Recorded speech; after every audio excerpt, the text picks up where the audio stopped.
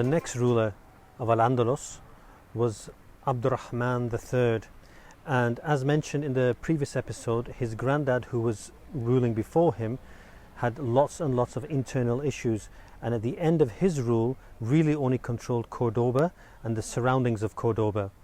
So when Abdur-Rahman III came to power, he did not face any opposition whatsoever because nobody else wanted to take over a sinking ship. So what could this young man with very little life experience, who grew up without a father, do in such turbulent times? The problems in Al-Andalus were numerous. There was rebellions happening all over. The economy was in tatters, therefore funding an army or running public buildings and public services was very difficult. And in the north, the Catholic states were moving south and taking bits and bits of land. And across the Straits of Gibraltar in North Africa, a new dynasty had arisen to challenge the Abbasid claim to the Caliphate, and they were the Fatimids. So things did not look good for Abdur-Rahman III. The regions of Al-Andalus, which were not fully under the control of Abdur-Rahman III, had not only got their autonomy, but they'd got their autonomy based upon the cracks which had existed in the Andalusi Muslim society, which was generally based on ethnicity. So in the north, in the city of Zaragoza, a prominent Muwallad family known as the Banu Qasi or sometimes Banu Musa, and also an Arab family known as the Banu Tujibi, had risen to power. In the south, a Muwallad man known as Umar ibn Hafsun and his sons had taken power. And in the west, around the city of Merida and Badajoz, Berber families and Muwallad families had come to power there.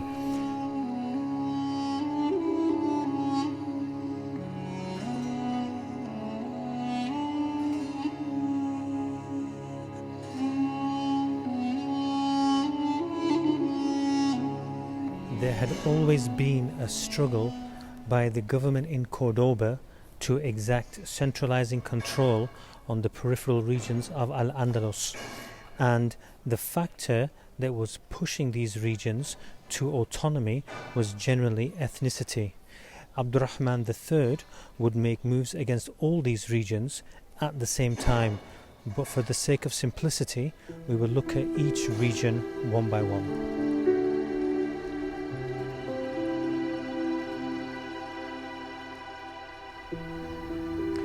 Umar ibn Hafsun was the Muwallad leader in the south, and he used many mountain fortifications to protect his position. And over the years he'd been in rebellion against the Umayyads. He'd given his oath of allegiance to other people, such as the Abbasids in Baghdad and then the Fatimids in North Africa. Then out of the blue he converted to Christianity, and because of that he lost many of his Muwallad followers, and his position was greatly weakened, and this is when Abdur-Rahman III saw his chance.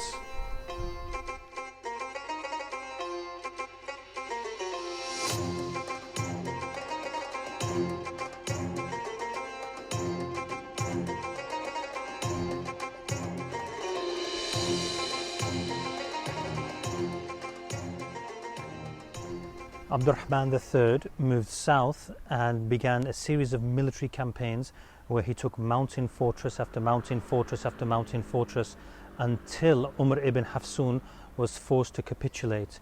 Surprisingly, Abdur-Rahman III showed him mercy and left him and didn't kill him. And also he managed to integrate the sons of Umar ibn Hafsun into his own administration. And that proved to be a very clever move, because he saw the leadership skills of his sons and he realized how much sway they had over the Muwallad in the south. This would also further weaken their father, Umar ibn Hafsun, and therefore nullify his threat. A very shrewd move from the young Abdur-Rahman III.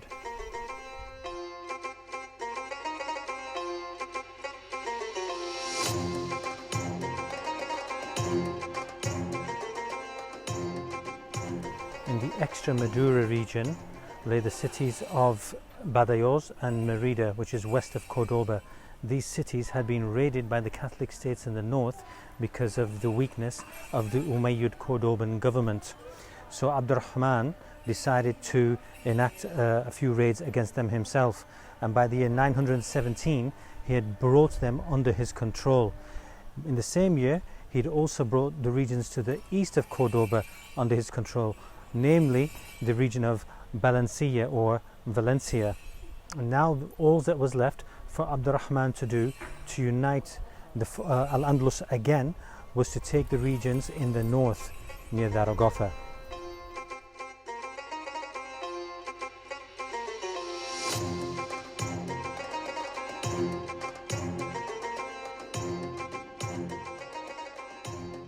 One year, the Catholic states in the north, Leon and Navarre, attacked, and they managed to kill prominent members of the Banu Qasi family and also take prominent prisoners of war from a prominent Berber family around Toledo.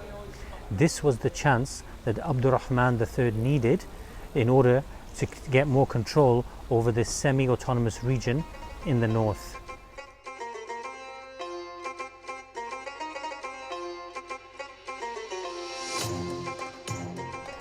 Abdur-Rahman III proceeded north, and on the way he was joined by the semi-autonomous rulers from Toledo, who were Berbers, and the semi-autonomous rulers from Zaragoza, who were Muwallad and Arab.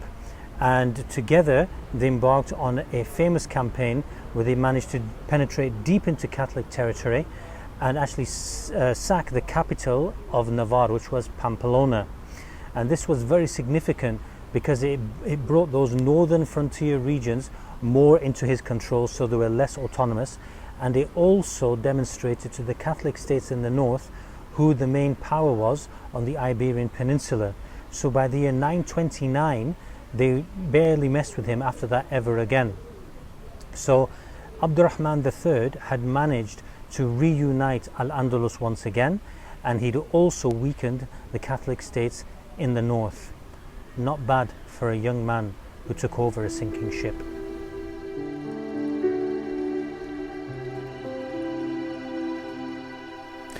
Abdur-Rahman also expanded the Great Mosque of Cordoba, and he also commissioned many other buildings. Cordoba had 100 mosques, 50 medical buildings, 80 schools, 70 libraries and 900 public baths, making it one of the most advanced civilizations on the planet.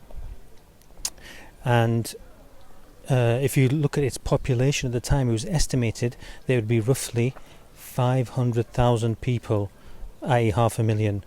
If you compare that to London and Paris, they only had populations of 20,000. They were mere villages in comparison.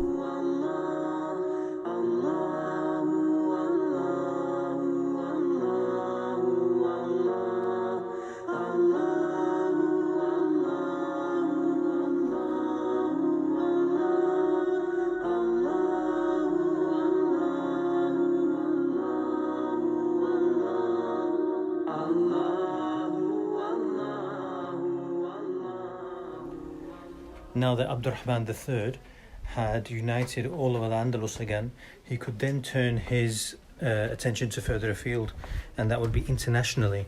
He would start looking at the heartland of the Muslim world and see what was going on there, and he would see that the Abbasids were greatly weakened and had lost a lot of land. Also, there was a new claimant to the throne of the Caliphate, and that was the Fatimids.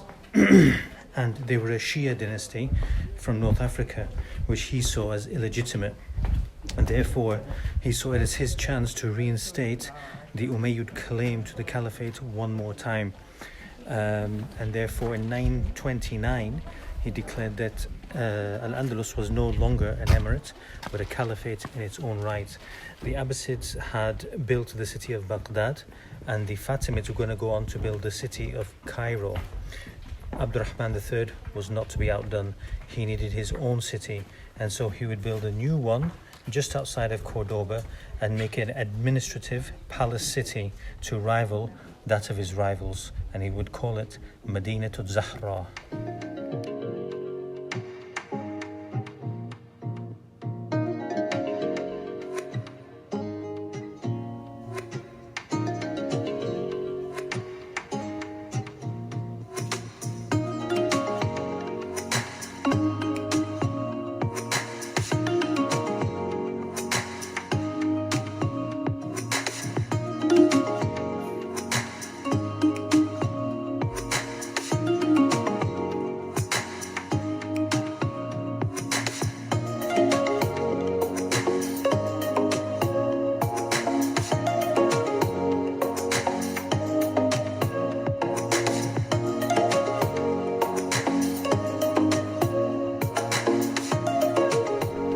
When he took over ruling Al-Andalus, the economy was in tatters, but only after 20 years not only was he able to build his own city, he was also able to mint his own coins with his own caliphal title on it, which was An-Nasir bi-Dinillah, the helper of God's religion.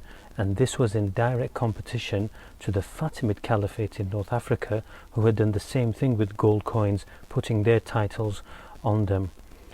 This city, Madinatu Zahra, was meant to dazzle people who came here. Ambassadors from all around the world would come and they would see this.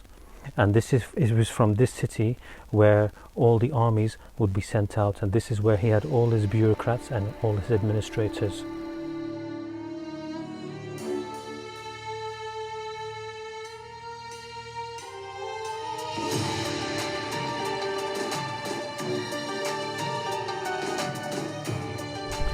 Abdur-Rahman III wanted his city, Madinatu Zahra, to be the leading city in the world on many different accounts, so he patronized scholarly activity, whether that be of the theological sense or in the worldly sense. So in terms of the law code that was practiced here in Al-Andalus, it was the Maliki school of thought from Islamic law, and it would be here in administrative courts here that criminals would be tried and then sentenced, and if the crime was very heinous or they were rebelling against the ruler, he might feed them to the lions, which he kept here.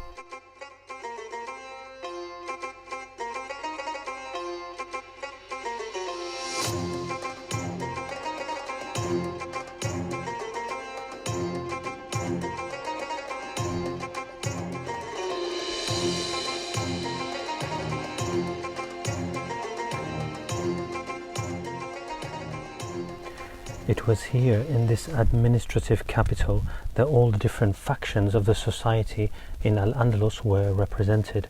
So the Berbers, who were previously not so happy with the previous emirs, were now fully integrated and represented here, as were the previously Muwallad rulers in the south who had rebelled against him. They all had positions over here.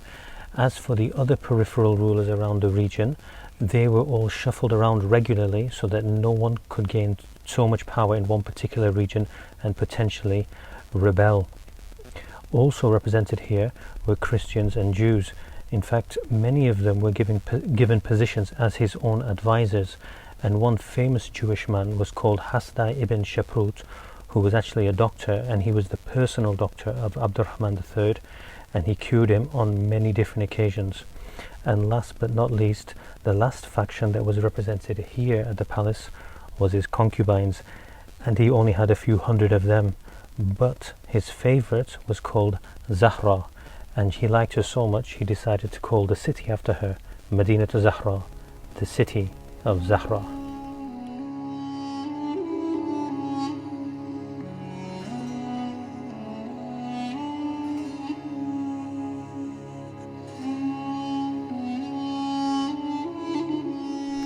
We talked a lot about Abdur-Rahman as an emir and as a ruler, but we haven't talked about what he was like as a man. Who was the man behind Abdur-Rahman? So as you're aware, he grew up without a father, and his mother was actually a Christian who'd been brought down from the north, and his grandmother was actually a princess from Pamplona, which meant that Abdur-Rahman III had a lot of European blood. And from a fatherly perspective, in a patrilineal line, he was obviously an Arab. His father's father went all the way back to the Banu Umayyad tribe, which originate from Mecca, which is the founding city of Islam. However, he didn't look like an Arab. He looked very European. He had white skin, light eyes, light hair, and therefore not only did Western Europe have a caliphate, but it also had a caliph with European blood who looked European, and most of his subject population were Muwallad Muslims, i.e. people with European blood.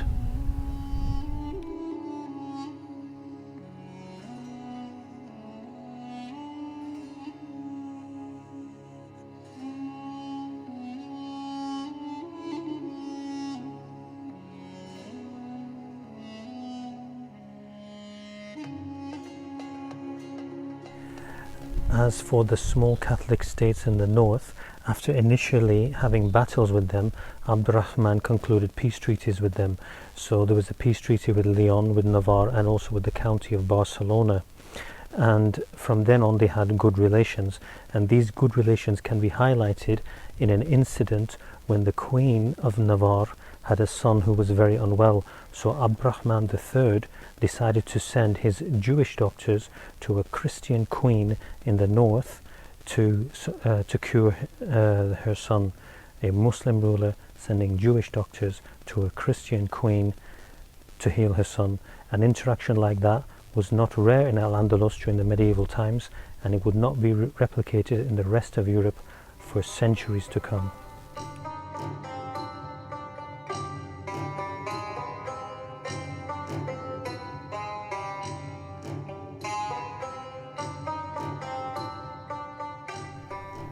Abdur-Rahman III had power, wealth, women, and he'd achieved an awful lot in his long life.